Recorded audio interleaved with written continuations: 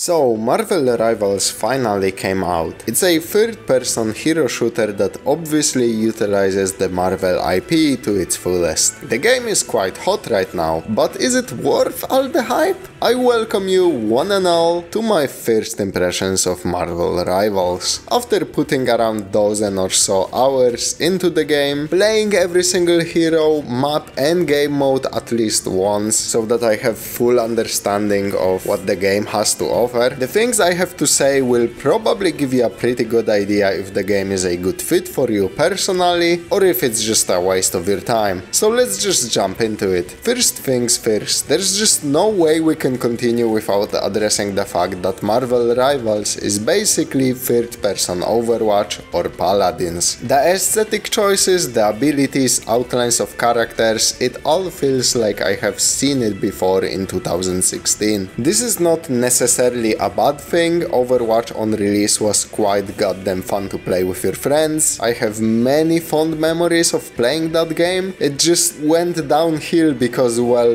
Activision Blizzard did what it does best. Whatever you thought about Overwatch, it was truly revolutionary. It left its mark on gaming for decades to come, and here we are in 2024 still feeling it. While Marvel Rivals is not nearly as groundbreaking as that, it is a fun callback to what Overwatch used to be. And by merit of learning and avoiding mistakes that came with Overwatch updates and especially release of Overwatch 2, I would argue that Marvel Rivals is way more fun than Overwatch 2 currently is. Not to mention the Marvel IP. Man, it carries this game just because you can play as the fucking Punisher, Spider-Man, Iron Man, all that jazz. I feel like talking about the characters is a good way to start off. Marvel Rivals gives you a huge selection of characters to play right from the start. This might be the most generous online PvP game I have seen in that regard, right next to the other GOAT, that is Dota 2. Apex, Valorant, League, they all force you to collect some stupid ass fake gamer points to eventually add to your roster of characters, which fucking sucks donkey balls, because how are you supposed to know which of the 170 characters will be best suited for you other than just playing them? So you buy a character that you saved up currency for weeks, and it turns out you just bought Ivern the Greenfather and his kit is only good for putting you to sleep. Good luck spinning the Wheel of Fortune next time, fucko. Or better yet, how about you spend some money to unlock characters faster instead of saving up all that in-game currency? Almost every single PvP game with diverse cast of heroes does this, but not Marvel Rivals. There's no paying to unlock characters, and there never will be. You just have all of them. 33 unique Marvel characters at your disposal to play around with however you please. Bored? The game is getting stale? Just hop on over to the next character to try them out. And the picks for the game are genius. Like I said, you have your Spider-Mans and Captain Americas, but they went in for some deep pools like Squirrel Girl, Magic, hell, even Penny Parker only has any mainstream awareness because of Spider-Verse, but doesn't really exist beyond that, so it's nice that she's here. Jeff the motherfucking Landshark. I thought this guy was like made specifically for this game, that he's an original character, but nope, he's some obscure ass side character from the comics. And now he's pretty much the face of Marvel Rivals. Obviously there's an impossibly large number of additional heroes and villains to add, so they probably will never run out of content for the game. I already seen a bunch of people requesting anything from Gamora, Thanos, Carnage, Juggernaut, Colossus. Deadpool is a popular pick, Ghost Rider, Professor X, although we would need to tweak that idea a bit, I suppose. The varied characters each come with unique gimmicks, weapons and abilities, so the gameplay varies greatly depending on who you play. Some are easy, some are not. Some are complex and you can do a lot, some are not. Some are strong in the metagame sense and some are not.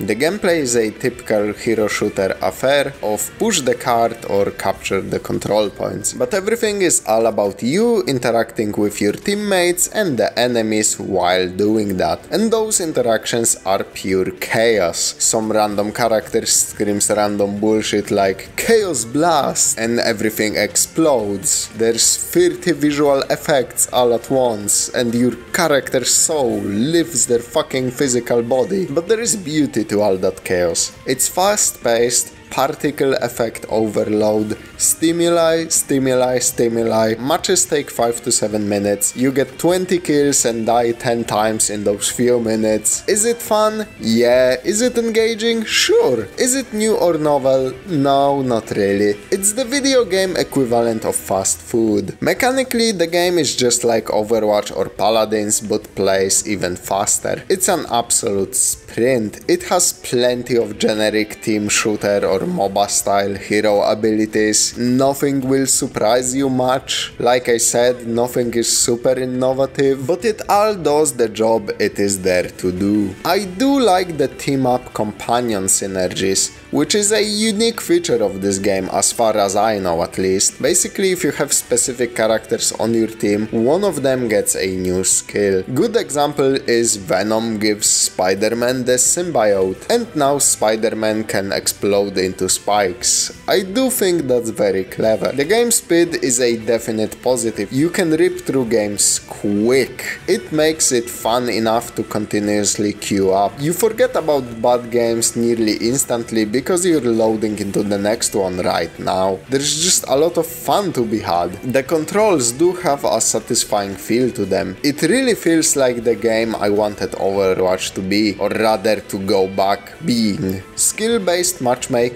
is in the game and works exactly like you would expect it to work. You win a couple of times and then the pendulum swings back full force and you are paired up with enemies and teammates in a way that almost guarantees you will lose, unless someone on the enemy team loses power or internet or whatever. This is not new, and me discussing SBMM is just a fruitless endeavor. If you have played an PvP oriented game in the past decade, you already probably have an opinion on this, and it's just going to be more of the same in Marvel Rivals, so take that as you will. Now there's a very big problem that comes with the roster of this size, obviously.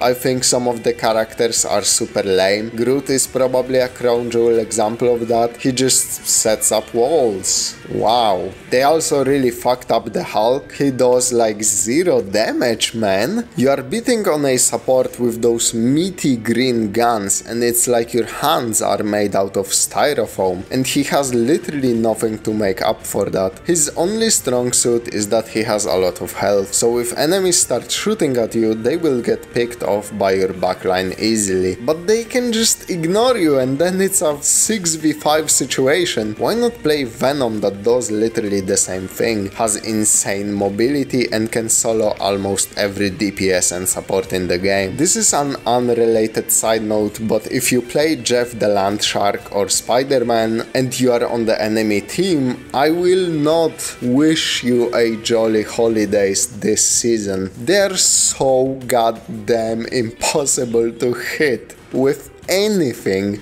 It really grinds my gears. This game has done 2 remarkable things though. First of all, playing healers is actually fun. Mantis, Luna Snow, Loki, Rocket Raccoon, Cloak and Dagger, yes, Jeff too. All banger characters that are so fun to play. The literally only underwhelming support in the game is Adam Warlock in my opinion. That is kinda sad. I barely even see the guy being played in my matches, but it's to be expected with his kit. The second thing is, this thing has a lot of melee only heroes actually. Spider-Man, Magic, Iron Fist, Black Panther, Hulk, and oh my fucking god, especially Cap. With the exception of Hulk, they are all really good and feel amazing to play to boot. Just jumping in the enemy backline, casually taking out 3 guys and then slowly backing up to the objective while shielding as Cap actually fixed something deep in me. I didn't know I wanted more melee in my hero. shooter, but well, here we are. The game has a really cool art style. A lot of these all new renditions of characters we know are straight banging, playing into their personalities, enhancing the experience, all that elevated further by the amazing animation work on display. I like third person for gameplay purposes, but what's even better is that I can finally see all of this, the animations, the model, everything, instead of buying skins for characters in a first person shooter like Overwatch where you never get to see the shit you paid for, other than at the very end of a match. From my experience, the launch went very smoothly, which is a thing we need to praise these days apparently. Yeah, the game works folks, but seriously, there were no weird frame drops or crashes, nothing of the sort, which is kinda important for your online PvP game. The game relies on a very friendly monetization model. You have the standard affair of skins you can either buy or earn your way up to at a decent pace via daily and weekly missions. There's a battle pass with some exclusive items that gives you back the majority of the premium currency you bought it for. Not all of it sadly, but you can't have it all I suppose. There's no loot boxes, no stupid ass rotating shop to maximize fear of missing out, and like I said, no buying heroes. With negatives being you don't get all of your premium currency back in the battle pass, meaning you have to pay like $2 or something each time you want to buy the next one. And the other, probably more pressing issue being the prices for skins. Holy fucking smokes, some of those skins are expensive as hell. $26 for a single Spider-Man or Iron Man skin from the movies, where Iron Man goes from this to this. This doesn't even make a molecule of sense. For $18 you can have the movie skins for Scarlet Witch and Wolverine. The iconic look for Wolverine is 18. But this is 26? I do not understand. While the pricing is honestly just not okay, it is just skins and you can easily earn currency to nab them at some point just by playing, or at least pay for them with it partially, so I still gladly take this over loot boxes and heroes you need to buy. Also, super important note, if you ever buy a battle pass it never goes away. You can work on unlocking all the rewards as long as the servers stay on. Great option for people who are super busy when a cool skin they want in a battle pass drops, or just people that do not have that much free time in general. Last thing I want to harp on is the fact that besides the regular 2 game modes, there's literally nothing to do for now. You either quick play into push the cart or capture the point, or play the deathmatch mode that frankly just ends too quickly for my liking. You barely get one ult off, sometimes none, and the match is just over. That's the thing the devs should address first, I think. Some alternative ways to play, like the Overwatch arcade, would be super appreciated. I will still be playing as the game goes on, so maybe there will be a follow-up video to this first impression, but I doubt it. The game will go on like any other PvP centric game, you know, adding more characters and maps and stuff, but I doubt the gameplay will evolve dramatically beyond what's already there, so yeah. There's nothing exactly wrong with Marvel Rivals, there's just very little of anything new here. The Marvel IP obviously carries what it is, and it was a genius marketing move. It's zippy and free and you can play as the Avengers with up to 5 friends on your team. Nonetheless, it all rounds up to a solid starting point for a live service hero shooter that I genuinely hope to see grow and succeed, because the foundation here is solid gold, and I find it feels damn good to have fun with a hero shooter again. It's a perfectly fine like 7 out of 10 game, pretty hard to judge an online game in general, but almost impossible to judge one that just came out, so don't take this rating too seriously. And now we wait for either NetEase or Marvel to make a colossal blunder and wash all of this potential down the drain, like these big companies always do. I hope I'm wrong on this, but only time will tell. Hey, if you enjoyed this video, please consider subscribing, liking, commenting, doing all that stuff. And yeah, check out some of my other content. Thank you very much for watching and supporting the channel. And as always, I will see you guys in the next one.